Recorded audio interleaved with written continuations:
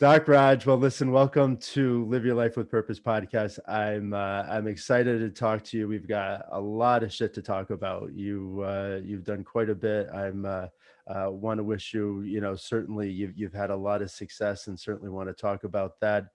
Want to first off by say thank you for your service. I know you spent 4 years in the Marines, and so thank you for that and your time doing that. But before we get going, I have to share a story that I don't think that because Kathy and I have only kind of talked about this. Uh, so, I never did CrossFit. Kathy was doing CrossFit for probably about a year and a half before I even started. She started off at Echo and then moved to Iron Will, and I really had some great experiences. And during that time, like I would hear her talking about CrossFit, and I'm in the background, and I'm just like, all right, whatever, like this. But in my mind, like I'm loving what this is doing for her because she was a lot more confident. She got, she both physically and mentally, what CrossFit does for folks it was crazy. And it was amazing for her, but I was starting to maybe kind of feel a little jealous and whatever with some of that. And then all of a sudden one day she posted a picture with her and her friends. And then you are in the background with your shirt off, you're ripped to shit, like, and I'm just like, what the fuck is going on in this place? Like, what the hell happened here? And it was hysterical because obviously now here we are all those years later. And it's just funny how kind of things come around. But initially I was just like, what the hell goes on in these places? Like, but it's a nice little community that that comes in, and obviously with all of the work that people do, the heat and the exhaustion comes in, and hey, listen, why wear a shirt, right? Dude, that's hilarious. That's so funny because honestly, I mean, I was young then too, right? Oh, well, yeah, And yeah.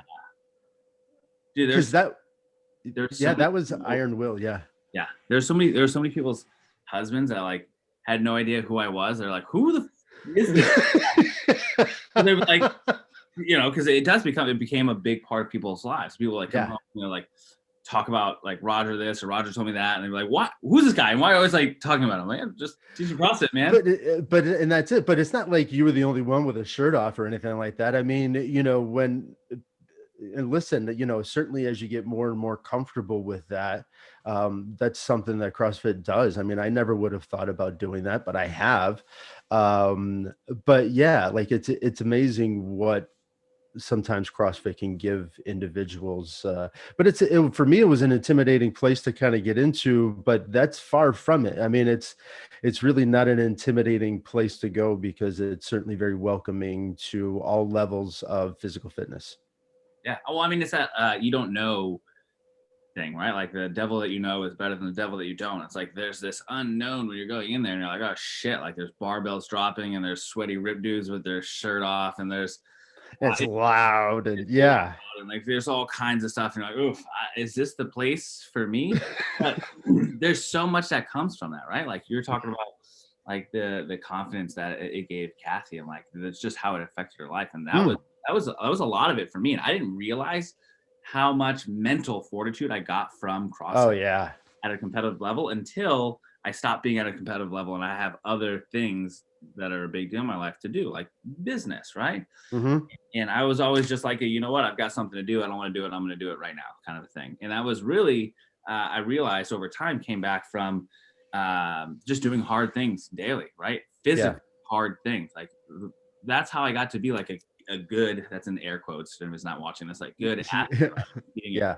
Regional on that team, was because I just put myself in that dark place where you get that little voice that's like, you don't have to do this. Like, just stop. Like, this is uncomfortable. Like, why? Like, there's no point. You don't have to do it. And just like getting really good at ignoring that voice that tells you to go back to bed in the morning. Like, wait to do these things. And like, nope, I'm going to do this right now. And then that just carried over so much. And that's probably a lot of what you saw with Kathy too, right? It's just doing hard things daily.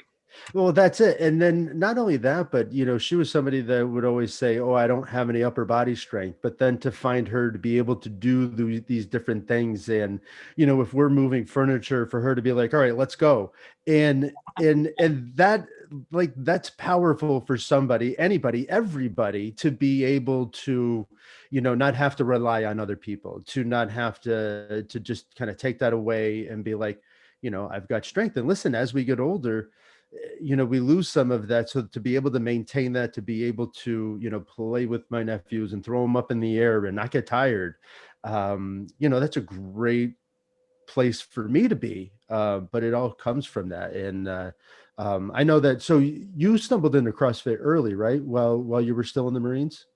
Yeah. So I actually don't remember how I found CrossFit. I was in Iraq and I had this guy, Ross Enamite, a boxing coach from Connecticut, actually. I Hmm. found him somehow on the internet from Ramadi, Iraq, and ordered some books from him. And it's kind of funny because like right down the road, right? Yeah. Ordered some about like I think it's called Full Throttle Conditioning and like just different things that he has out. And it was like a spiral bound book. He like took photos with his phone or something. No, phone cameras weren't that good back then. Like a Yeah. digital camera, right? Yeah. And following that, and then I just kind of stumbled somehow on CrossFit. Like I don't remember finding it. I was Hmm. like, oh, this is kind of cool. And then I just transitioned over to that. So yeah, I mean, I was 18 when I was in Iraq. 18. Yeah. Yeah. Yep. So I was pretty young when I saw, not as young as some of the kids these days that are doing it, that are going Yeah. to be complete animals when they get older, or animals now, right? Like some of the 16-year-olds. Oof, Yeah. geez. For real. But yeah, so then that really kind of led me into where I am now, because I got into I was really never really big into fitness before the Marine Mhm. Corps. Before the Marine Corps, I remember trying to get ready for boot camp, and I was like, I'm gonna run. I'm gonna put on my all-gray sweatsuit. I'm gonna run a mile. I'm gonna die thinking like I'm killing it. Do some like crunches in my room and some bicep curls. Yeah. 10 minutes and be like, all right, that was a lot of work. And then when I got to boot camp, I was like, all right, that's a rude, that's a rude Rude way to. awakening. I was able to hit at least the minimum standards when I got in. It was really the middle of the packer in the fitness level. Yeah. And I'm just competitive. So I was like, you know what? I want to have the best PFT, physical fitness test, Mhm. score what I can. So I found CrossFit and I was like, dude, I'm going to kill it with this. And I Yeah. used CrossFit endurance. I went from like a 27-minute 3-mile to an 18-minute 3-mile run. Wow. Yeah. And it was like 20 pull-ups was nothing, and crushed it there. And then I ended up in a position where I was the body composition platoon NCO, which is where actually called the fat bodies, right? The people that can't meet their height and weight standards, or they can't pass the physical fitness standards. So on their chow time, their lunch, I would be the guy that got to run them through some physical training to help them, meet the goals that they needed to meet if they wanted to stay in. Mhm. Some people embraced it, some people didn't. We had some life-changing like experiences in there, and that's what really got me into thinking like, damn, like I can do this, like I like this. And that led me into emailing Heath when I was coming back from Afghanistan, and I'm getting ready to come out because I saw like, there's a CrossFit gym. Oh, he's in the Air Yeah. Force. Yep. I want to play the military card and say I'm deployed. And I literally, I don't know if you know this, but I actually asked him specifically, hey, can I come work out at your gym for free while I'm home? And he was like, yeah, sure. And He's then just a great guy. yeah, and then because I was like, I'll just go to Westover, but I've never really been to a real CrossFit gym, so let me ask him. But I also had like a really scarce mindset when it came to money then, and it was like, I'm a young married individual in the Marine Corps, which usually comes with really bad, being really bad with finances. So I was definitely living paycheck to paycheck at that point, and I was like, Sure. Yeah. probably spending more money on booze than food too at that point. Like that comes to the Marine Corps territory. But so he was like, yeah, why not? So then like on my way out of town, I just stopped in to say thanks. And he was like, hey, if you ever follow our programming, just post on the blog. And like because of that, I started following the programming. And then I like ended up working that, because when I got out of the Marine Corps, I was like I'm a high school dropout. I don't like school, but I've got this GI Bill that people like actually join the military to use. So it seems like I should use that. So do I go to college or do I open a gym? I was like, you know what? I'm going to work at a gym and go to college.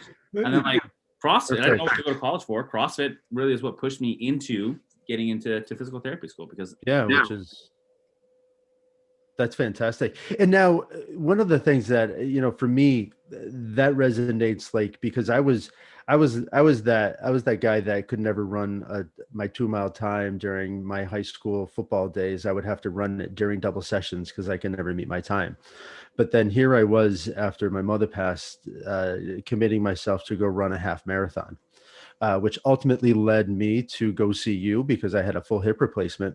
But during that time, I found David Goggins during that time. And, that was one of the most powerful things for me to really start to get this mentality of pushing myself past my boundaries that I had, or past these uncomfortable places that I felt, because I never really, when I look back then in my life at that point, I never really had pushed past those boundaries where we say, "Oh, I'm tired. That's good for today," and it's just like, well, no, you're not done yet. And so, I know that that's certainly something that is instilled in the Marines, but then CrossFit also gives you some of that because it's like, okay, well, the workout's not over, and you, regardless of the time, you finish your workout.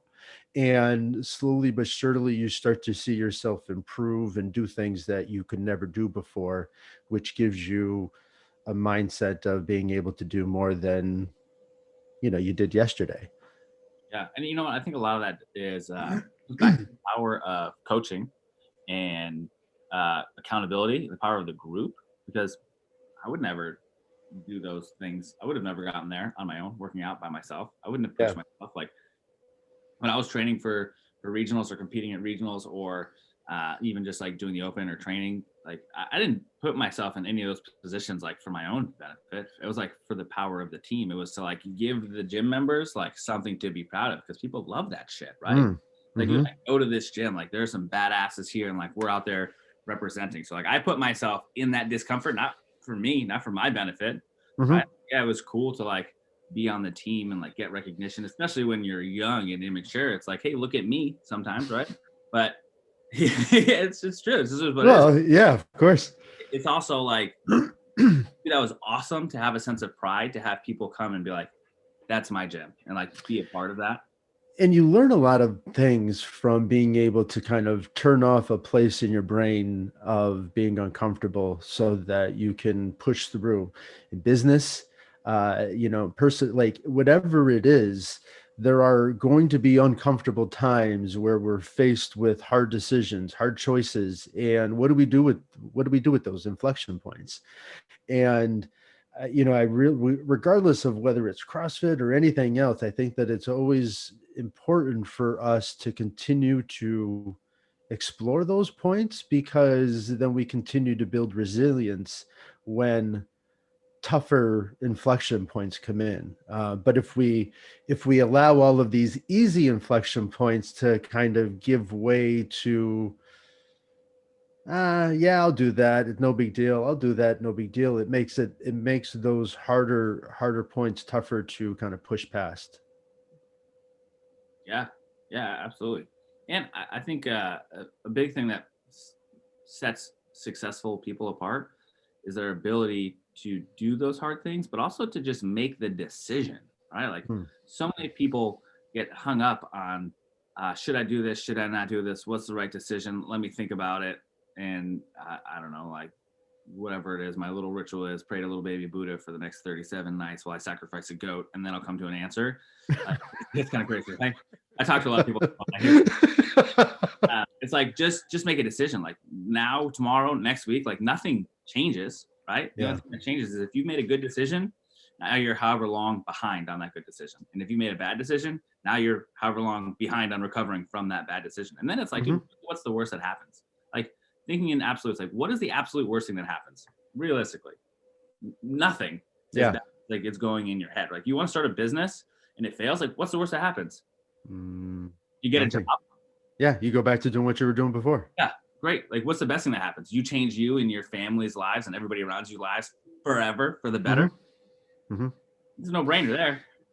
You know, And I love that you talk about you went from being a high school dropout to now you're a doctor of physical therapy. And so, you didn't like school before, but here you are, you found CrossFit and you found that, hey, listen, there's a place that I could take all of this knowledge and all of these things that I've learned along the way and then give that back to people, be able to help them through the different processes and, how to recover, how to, work on an injury, all of those things. And so, like, that's a great story because a lot of people get frustrated or they'll put themselves into a place where, based on either information that they're giving to themselves or information that other people are giving to them of what they can't do. And it's great to be able to kind of take that one point and kind of turn that into, a place that not a lot of people get to. Yeah, yeah. It's a this being proud of things for me was never a strong point. So like even now, like just taking like where I've come from and where I am now, and be like, yeah, like that's pretty cool. Like I'm proud of that. It's hard. It's Mhm. not an easy thing to do. So Yeah. I appreciate like the recognition. Like that is, I've had to turn my whole life around. Right, like I was headed to a very bad place in life. I was gonna end up in jail or dead, which a lot of the people that I was hanging out with then, if not every single one of them, is Mm. either in jail or dead. Right, so to now being somebody that can like is focused on like helping people, and I realized recently, well, maybe not so recently, but I realized like that's my whole life. My whole life is centered on like how do I help other people, Yeah. and I think we need more people like that, right? Like, Well, this journey is individual. I mean, it's all on you. There's no, but there's a lot of people that want to help. And, there are lots of people that will help, but in return, you have to do that for others as well, right? Like it can't just all be one-sided. So helping others just allows everything to keep moving. So the more that we support each other, the more that we uplift each other and support that. Absolutely. There was something that somebody posted, I forget, I think it was like Tim Ferriss or something along those lines, where it's just like we have all these baby showers, why don't we have small business showers where where anybody who opens up a business, we all come in and find a way to support. And that's key, right? Because it takes, you were saying, it sounds easy to just kind of take that first step, but it's never very easy. And for some people, it can be just an insurmountable place that they can't push past. that's the hard. Uh, so you did. I mean, you went from, kind of working in this field to then saying, I don't like the way that I deliver care and I want to do it differently. And you found a way to do that. But that takes a big leap of faith to do that. And you've done a great job. I remember, I mean, it was great. We were, you know, having different conversations as businesses were starting up. You had already been started and I was just kind of getting established. And one of the things that you did was really surround yourself with people that were doing it so that you could learn and move. And really, you did it very quickly, which is fantastic. Thanks. Yeah, I think that's super important, right? Like you're the sum of the five people that you spend the most time with. It's just in general, you become like those who you surround yourself with. So if you want to grow and you want to change your life, but you're still hanging out with the people that aren't on that level, it's going to make it very difficult. And that's a hard thing for people to accept. Like, well, these are my friends. Like I've known them my whole life. And no one's saying that you gotta be like, hey, listen, I'm too good for you and you're holding me back. You just like kind of slowly focus on yourself, right? Like Well, you and say yeah, and things. yeah, and not that you have to ever get rid of that, but it's like it's there are priorities, and unless you're understanding what your priorities are, you can never find ways to bring that into your life. And some of those priorities are talking to people that are doing what you want to do, so that you can learn and you can navigate that space easier than having to reinvent the wheel. Yeah, and not thinking of yourself like as better. And that's what I think a lot of people. That's the problem they struggle with. They're like, well, now I have to tell my friends that I think I'm better than them. Or no, nobody's saying that. Nobody's saying that. They're just saying that you have to prioritize on spending your time with the people who are where you want to be and are like what you want to be like. Mhm. That's the only way to get there. No one's saying that you can't ever see your friends and you can't, like, you have to remove them, or that you're better from them, because you're not. Yeah. You're not better No, than anybody, right? Like, that's it. Everyone is their own shining star. yeah. So it's just hard for people to wrap their head around. And if there's a financial commitment to hanging out Yeah. with people that are better than you, like that, just people are like, well, I can't do that, dude. I spent $18,000, right, to surround myself with some people that are doing what I want to do successfully, and like that's a yearly investment. That's not like a Hmm. one-time thing. That's like a $18,000. Why would you do that? Well, look at what it got me. You know what I mean? Like, what's the worst thing that happens? Amount of $18,000. Okay, whatever. Like, that's a lot of money. Like, that's a You big can deal. always, yeah, well, you can always make more money, but you Someone's- can't, you can't have that opportunity to get back that time or to, build this business. Yeah, and I mean, dude, I just spent some time down in Charleston with some people that are like extremely successful at a beach house with a couple of different like millionaires that have multiple business avenues, and I'm like, and I talked to them actually when I was down there. I was like, dude, I don't know how I ended up in this situation here with you. This beach is 4-story beach house with an elevator right now. It blows my mind. Like, I'm definitely not one of them, right? But I'm around those people and I see how they make decisions, and I continue to like, and they're all just great people. Like, Yeah. they've all gotten to where they are in life because their entire life mission is literally just helping people. Like, Hmm. all of their different businesses and ventures is like service based. Like, they could go sell freaking solar panels and make a lot more money than they're making right now. But everything that they have going on is like just helping Yeah. people become a better person. And we were talking a lot about that. And I talk a lot with people like in my business group, right? My business Yep. coaching group. Like, I did a Facebook Live with them, and I was like, people think of you just as business coaches, but you guys are life changers. Like, my personal growth as a human being, my maturity, Hmm. my personal relationships, my everything, just like you and I talk about, Scott, has gotten better. Like, that's why I'm doing well in business, because it's like just business success comes on the back of massive personal growth. Unless you're like trying to swindle people in the short term, like then whatever, like it's going to come back at some point in time. You know what Yeah, exactly. I mean? Just like what's the name, the Wolf of Wall Street, right? Like, that guy made a ton of money, but look what happened to him, like doing shady things, right? Like, it's gonna come back. It comes back to bite you. But I think that from what I know, I was actually just talking to a guy who knows him, who said that they got into some good business afterwards and things of that nature. But just like anything, right? We always have the ability to kind of say, okay, I didn't make the best of choices back then, but I only have to worry about what I'm doing right now and moving forward. And so, I think it's a perfect kind of segue into that, because we don't always make the best decisions, but we can always choose to make better decisions going forward. Yeah, and dude, that has a lot to do with one. First, rewind. Jordan Belfort is his name, the Wolf of Wall Street. Yeah. He's actually just taking a skill set and he's teaching it still, like how people do it, but he's just making sure they're not doing it in a shitty way. And like, Yeah, he is very adamant about that. Like, if you're gonna do this in a shitty way, like, just don't do it. Just don't. And exactly. like, moving forward and not living in the past is hard for people. People want to, they want to stay miserable. People, change is hard, right? There's a lot of resistance. It's scary. You don't know what's coming. Um, and it's easier to just stay in a crappy situation, like a toxic relationship, right? Like, oh, Hmm. it will change. Like, I know this, like, this is what life is, and they just kind of settle. Um, and they accept just staying there and in their bad decision. Just because you made a bad decision doesn't mean you have to keep making that decision, right? Being able to just accept things and move on is very, um, Learning and growing.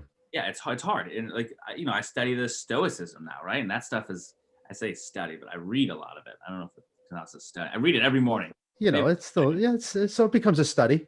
Yeah, and I'm trying to like embody it more every single day. It's not easy. Like, it's not Hmm. easy. It's hard to only focus on the things that you can control, because the only things that you really can control in life are your own thoughts and feelings about things. You can't control like what happened or what somebody else did, or like if you got in a car accident or you're stuck in traffic or your wife cheated on you or whatever it is. You can't control any of that. The only thing that you can control are your own thoughts, emotions, and actions. And that is not an easy thing to do. Nope. Nope, not at all. No, it's really one of the hardest.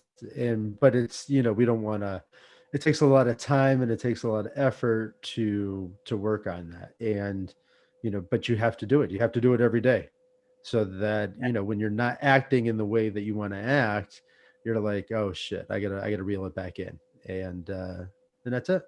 One of my mentors, Jared Moon, has a book called Killing Comfort. It's all about just like doing hard things daily over decades and like getting out of all the stuff that we're talking about right now.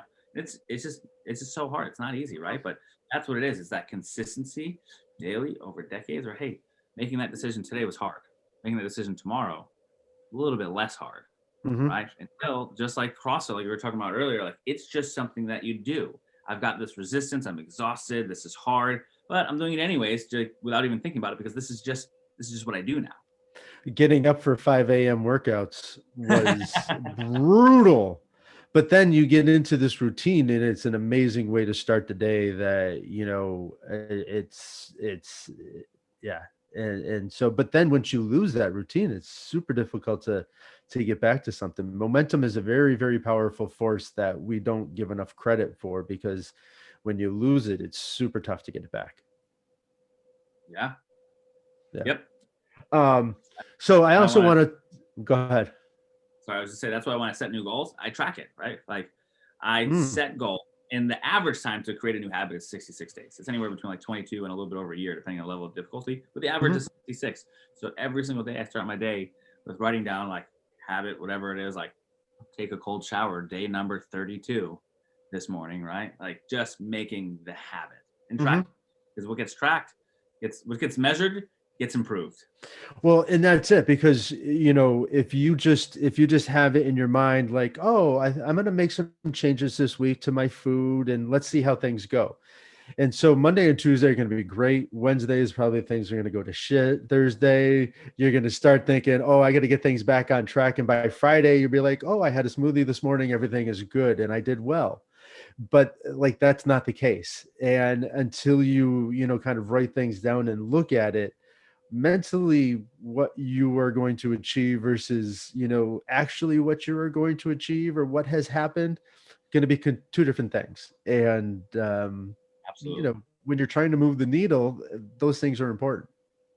Yeah. Yeah. Absolutely. What were you gonna say? I don't want to like sidebar. Oh yeah, no, no, no, plenty of sidebar. But I wanted to then talk about just you taking that leap and opening up your own practice, was really due to what, frustration, right? Because I remember I was going to see you, and it was right at that transition time where you were helping people. I just had my full hip replacement, and I was going for after my 2 weeks, I started outpatient therapy, and we started working together. But you spent more time with me than you should have or could have, but that was part of the frustration, right? Like, you wanted to help people, but given the constraints of the traditional system, you just weren't able to give the care that you wanted. Is that kind of how this all evolved for you? Yeah. Yes and no. Um, Yeah. the whole intent about going to PT school was to be able to give back to the local athletic community, right? I wanted to be the guy that could help people when everybody told them, just stop doing that. Or my favorite, like, just use less weight, do more reps. Like it hurts when I reach overhead. Well, you want me to do that more? It doesn't make any sense. So that's really what Yeah. motivated me, because people were going out and they were getting injured, and their doctors, their chiropractors, their PTs, they were like, just stop doing that. Like, no, you can't stop, dude. You just lost 80 pounds and you're off all of your cholesterol and heart medication, diabetes, like all that stuff. Um, you can't just stop, because then your life is going to go back to what it was before. So let me figure out some ways to help you. And I Hmm. found that I was like helping people that were told that they couldn't be helped. And I had literally no formal education. And I was like, damn, what can I do if I had some formal education? So then when I got out of PT school, I really had no idea how to help people. And I was like, oh, cool. I got this doctorate, got this degree, got this license. I don't know how to help people. Maybe, and there was a big maybe I don't know how to, like, maybe I know how to not hurt somebody, but I wasn't even like confident in that. So I sought out a lot of mentorship, and that's kind of where things diverged. I never really planned to open a business, but I did plan on like trying to help the athletes the best I could. How I was going to go about doing that wasn't really like set into place, right? Yeah. So then I found some mentorship, and I spent a long time, a couple of years, 3 years. Actually, if you like aggregate, it's over 2 years, but it's 3 years aggregate of education overlapped out in Woburn and Boston. And then when I finished that, that was in January, and I was much, much more confident having countless hours of one-on-one like mentorship with people that have been doing this for, more than twice the time that I've been alive, that actually in ways that actually make sense. Because there's a lot of like literature out there that doesn't make common sense, and people like treat in ways that literally, like if you think about it, you're like, that just doesn't make sense. Yeah, there's some literature, but there's big holes. So I was really confident in that. And then, I'm treating people, and it's just not what I want, right? Like there's these people that are just not getting better, and the insurance is saying like, no, you can't, you're done. Your goals are too big. You're like, hey, I want to get back to running. I want to get back to CrossFit. I want to be able to hike the Appalachian Trail with my family, whatever it is. And your insurance company's like, oh, you can walk?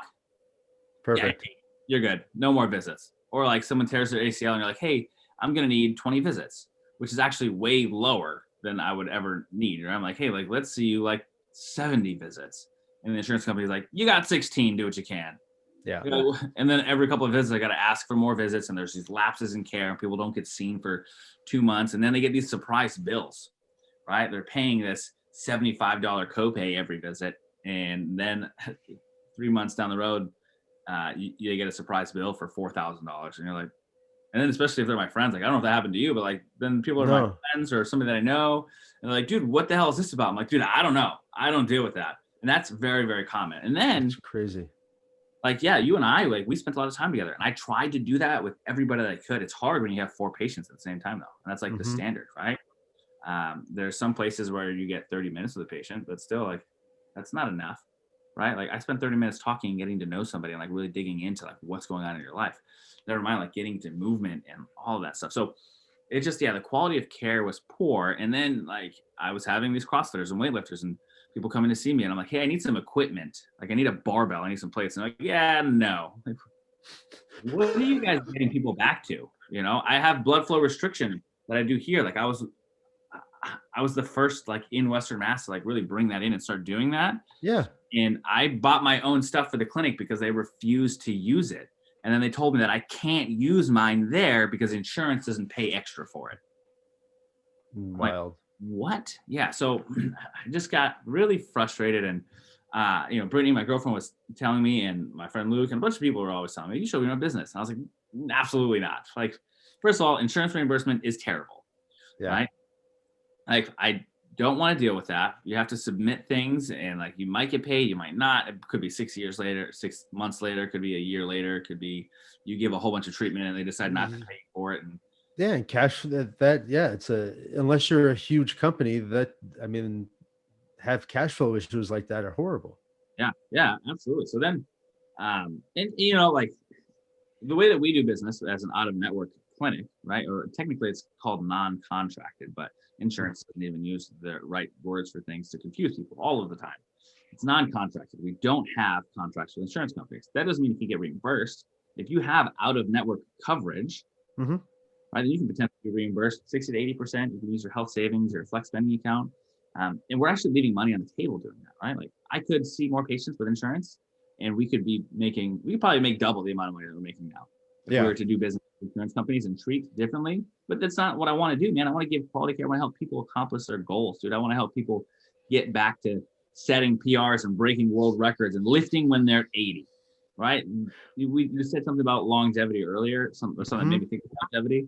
And like, dude, that's my goal. I want people to be squatting and deadlifting and running when they're 80. I don't want you to be in a nursing home in a wheelchair at 7 years old. That's bullshit. Excuse me, I don't know if I'm supposed to say, but like, I've already sworn. Yeah, no, you're fine. Okay, cool. Like, yeah, it's just crazy to me the way that healthcare is set up, because a lot of it is like, hey, a patient better is one less paying client. And that's ridiculous, right? Like people are always going to need some kind of healthcare. Like my goal is to make it so people don't need me, right? Like I go around and do workshops for free, teaching people the things that people pay me to teach them. You know what I mean? Like, all right, we're teaching a lot of people this stuff. We put this in a workshop so you can get better before you ever need to go see somebody.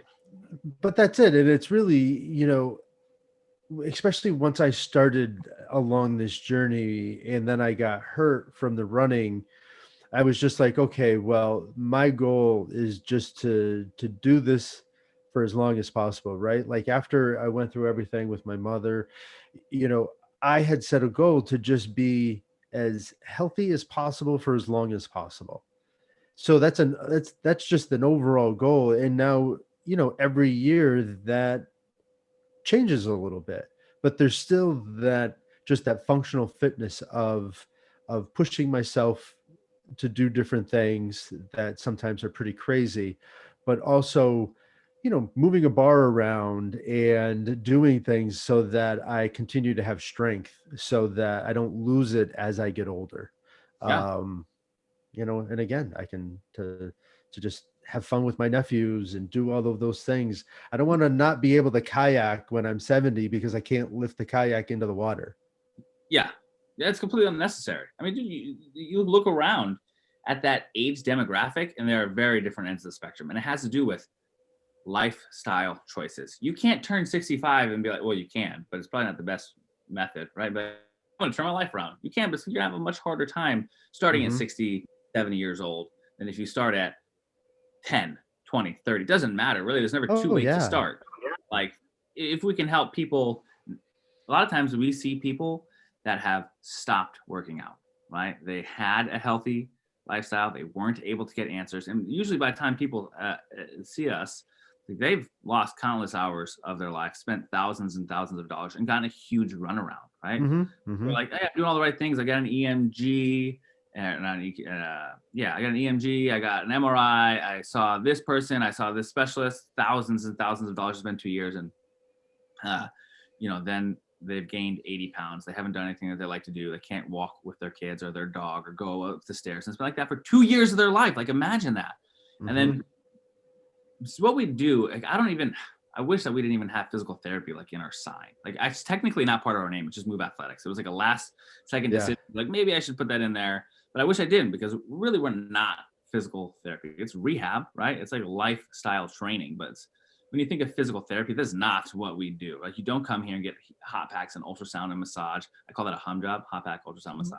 Bunch of stuff that gets you a bunch of money from the insurance company and does nothing to get you better, but it feels good and people will come back for it. So you keep getting paid.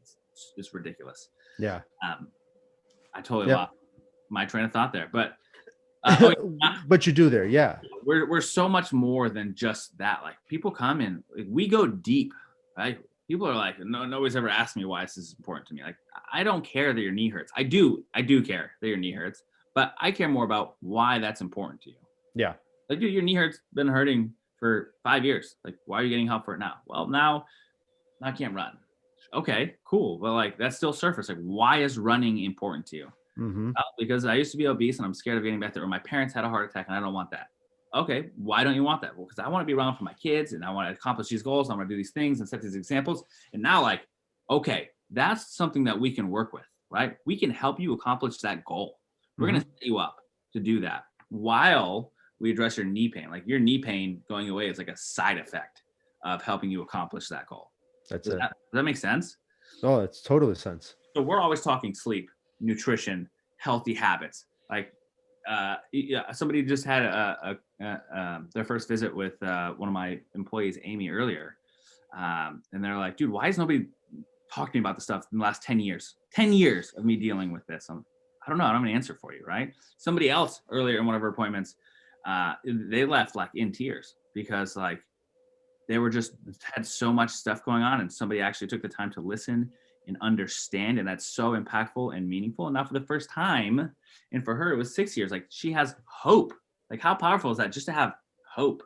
You know what I mean? Like, Well, and also there's probably a little bit of by the time somebody comes to kind of work for you, I think that sometimes people take their own physical therapy and rehab like it's somebody else's responsibility to get them better.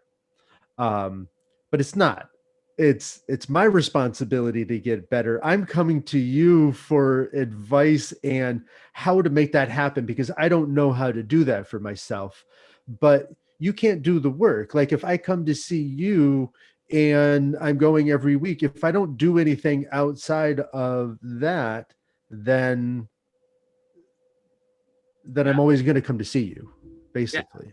I mean, typically for most people, we once a week is the maximum that we see people, right? Like Yeah. if it's really necessary and it's post-surgical and it's a special circumstance, like we might see people twice a week for a little bit, right? But until we can get them as independent as possible, and that's just circumstances dictate that as what's best for them.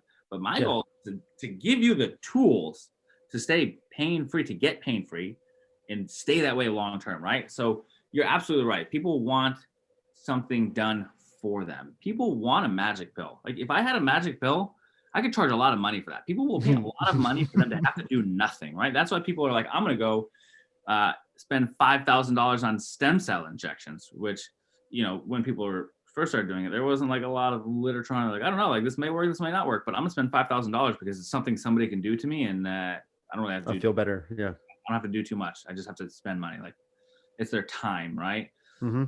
So I tell everybody, like I literally verbatim tell people, I'm not going to get you better, right? Like I'm going to give you the tools to get better. I'm going to walk you along the way, but in the end, it's really up to you whether you do what you have to or not.